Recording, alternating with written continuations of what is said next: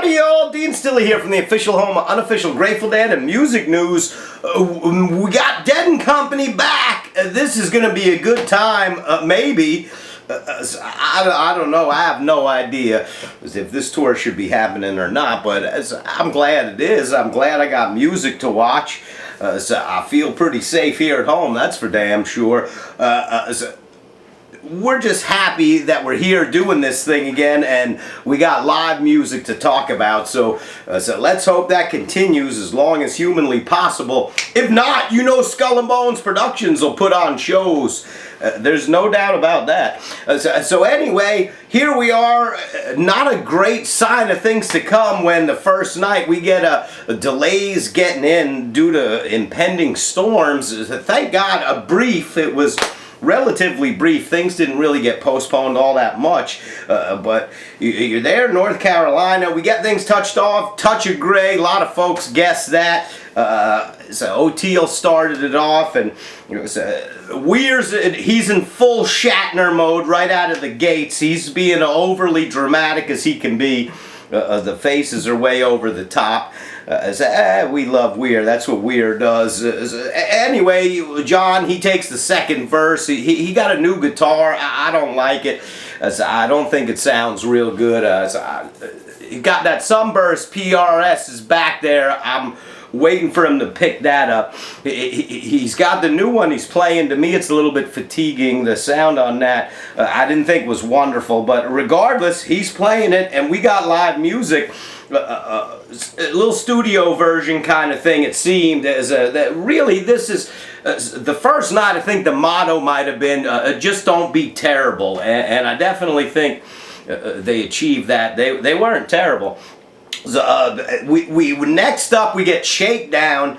So John's guitar still sounds like shit to me, but I think it started getting a little bit better as the show went on. It was something very interesting happened from when the show started and when the show ended. The first showed Kreutzmann, and I thought, so he gets any skinnier, he's going to look like fucking Bertha. And later on that changed, but he's back there thumping away. I love to see him. Shakedown to me was fairly uninspired with a lousy ending, but that's okay. This is night one. It's going to take some time probably to work this stuff off. Deal we get, now you figure here's the time to fire things up and really get things going. The jam's going on. I can't help it. I see Caminti. He just seems like he's got a lot of face without that beard. I'm just looking at him and thinking, it's just a lot of face. Yeah, I guess that's what it's like when someone's had a beard for a long time, and then you see him as just a lot of real estate there all over his face. I don't know, could have been the whole experience around here. Maybe it's just me.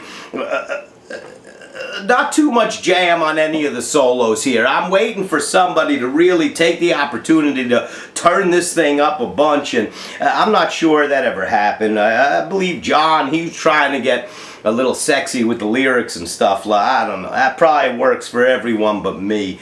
So now there's plenty out there that'll go way over the top to hate a guy that's wonderful, but it's anyway. After that, I guess we get a Tennessee Jet, I believe, is next. So every now and then you hear like little pop from Mickey during Tennessee Jet. He's back there. If silent movies ever make a comeback, Mickey should do the soundtrack. He'd be good with that. Every now and then you'd see him swing something during Tennessee Jet, and that's about what you'd hear. So anyway, give Billy both of the paychecks. He deserves them. Billy's thinking to himself, I could be playing with Bluegrass Bieber right now. I could be at Red Rocks with Bluegrass Bieber, killing it, but I'm not. So anyway, that's neither here nor there. So we're trying to get things stirred up here. I guess he's got his N95 bandana on. I guess that can, when he's coming off stage quick, that can act as a mask, which we know bandanas are very effective at preventing this thing, or preventing the spread, or whatever. So anyway, so far this is a sonic buffet of relatively tepid porridge-like things. Very little consistency. and not too much flavor. Pedestrian Brown-Eyed Women next. It was probably just a little bit worse than most cover bands, but nonetheless, this is night one. They're playing it safe. I thought they were playing it extremely safe. John's guitar sound started growing on me a little bit. At that point, it grew on me a little bit, I think. But so do Skin Tags and Unwanted Hair. We got No Speedway up next. At some point in the procession, they show Caminti. He's there, he's making a face, he doesn't have the beard. He looks like fucking Tom Costantin, for crying out loud. For a minute I looked up and holy shit, I thought TC was there with us. We got No Speedway is going to close what's going to be a pretty brief set. I don't know. Listen, to me, that song used to mean something. It doesn't anymore because there is no more rap jack. There's nothing new to say. Really, all the guys in this band have kind of just hopped along the mainstream narrative and joined the talking heads. So, No Speedway, there's nothing new to say. That one, it just kind of limbered along like it does. I look and I'm like, holy shit, Weir looks like he's wearing my 9-year-old son's sweatpants. I said, holy shit, I couldn't find Giovanni's sweatpants. Apparently Weir did.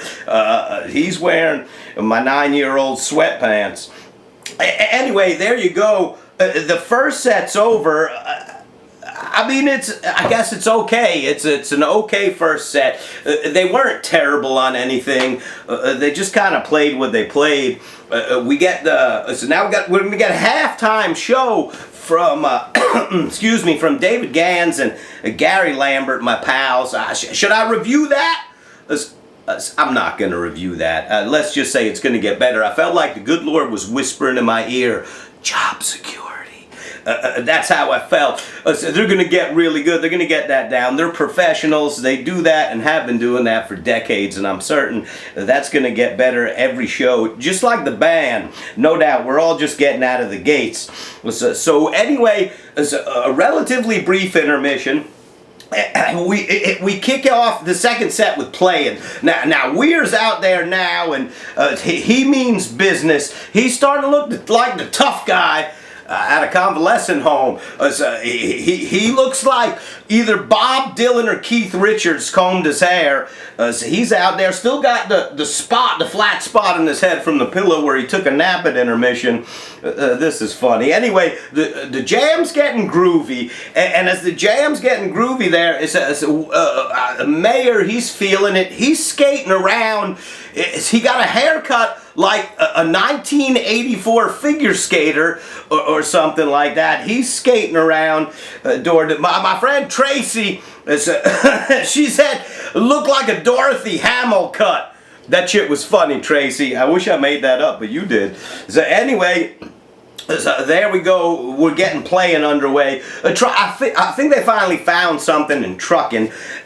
Truckin', everything started kind of picking up a little bit, and I think the band became a little bit more cohesive, and immediately my ears just knew when the old PRS got on John. It was like you could hear it right away. It was just much easier on the ears. That other one he played, I'm not so sure. That was fatiguing. I don't know if I could have taken a show with that whole sound. That's the most amazing thing about Grateful Dead music, and how we can listen to it for hours and hours and hours on end. As Garcia, his guitar, his tone is so non-fatiguing. You could just listen to it forever. The whole sound of the band, the way they were mixed throughout the years and the way they came across, just such a non-fatiguing sound. But so anyway, like that Sunburst PRS, that's a non-fatiguing sound. That guitar sounds good. So I was glad he had that on. I love Spoonful after Truckin'. So back when I was seeing shows, you always got Spoonful or something like that after Truckin'. They like to put some things there, Smokestack, or you get one or the other, or mix something up a little bit. I thought that was great. So back into Playing, finish that up. That's fine. Make that complete. So we got Help on the way. You get Help on the way prior to Space. This is a good one. They're starting to get interesting here. Help on the Way, Slipknot, Adore and Slipknot. Mickey looks like he's lost in the wilderness. I don't know if he's asleep, but he looks like he's lost in the wilderness. If it wasn't for chewing gum, I think he'd be totally asleep. I'm almost waiting to see him completely lying down back there. So every now and then, something seemed like it wakes him up a little bit. They go into Franklin's. It's like an alarm clock for Mickey. He's like, it's like people that watch too much weed, watch too much weed. I better watch myself maybe. Smoke too much weed and watch baseball. Every now and then you wake up, you skip a half inning or something. I think Mickey might do that. I think he fell asleep a couple times in there. Jeff was making some weird faces during Slipknot. During Slipknot, at one point, the camera catches him. He makes a face. Looked like he should be wearing a red windbreaker and drooling on the window of a bus. Anyway, at least he's awake. He's awake and he's part of it. And Mickey, he's trying hard just to stay awake. This thing gets good though. John takes some liberties there on the lyrics of Franklin's, on the vocals. It's not really the lyrics, he didn't change much, but he took some liberties on the vocals. I'm not sure the song's any better for having experienced that. Anyway, Help Slip Frank, we're gonna love that. I kind of wish that last segment they would have tore it up and let everybody just have a hoedown. That song can be one of the more fun jams for the crowd out there. It kind of just kind of fizzled a little bit into drums. As a drum starts, Mickey, he's swatting flies off his drums. Now, he's got fly swatters. He's trolling us with the shit he plays his drums with. He got giant fly swatters. He's flotting what the hell's he doing? Swatting flies off of his drums. This is something I hope he makes some pancakes with those spatulas at some point during the tour. That would be fun. Kreutzmann's there beating it up with him. O'Teal comes on. He's got a mask. I'd have to imagine just for the head rush maybe. He's joining drums. Then I see Billy and I'm like, hold on. This goes back to the beginning. I don't know if Billy really did lose any weight. Matter of fact, looks like between the first song and drums, he gained 10 pounds. He's looking healthier. He's looking stronger. I like it. And I always like to hear Billy. That was an interesting observation, though. So we get Space up next, and then Space is just, I guess, spacey enough. The wheel gets a little bit of a lyrical shuffle. You get a lyrical shuffle on the wheel, and Weir's doing sign language and being as dramatic as he can be with his face. So that's Weir, that's Shatner, it's a Broadway Bob. And then really for me the highlight of the night, Death Don't Have No Mercy. This is a special moment to me. The third verse, Weir was freestyling like some kind of hippie music rapper, but regardless, I just thought the emotion that was inherent in that moment, I could only imagine what it was like there. It must have been a heavy moment. And I was really looking forward to Jeff getting in that solo, because when they brought that back in Hampton, the times that they played it, Brent was furious on that solo, and his organ's right there under Jeff's hands. And out of Jeff, he wound up and came into that solo with all the power of a gerbil fart. There was just not much. I was waiting for everybody to get hit with that big wave of Hammond, and it was understated, but it was incredibly emotionally impactful. There's no doubt about that.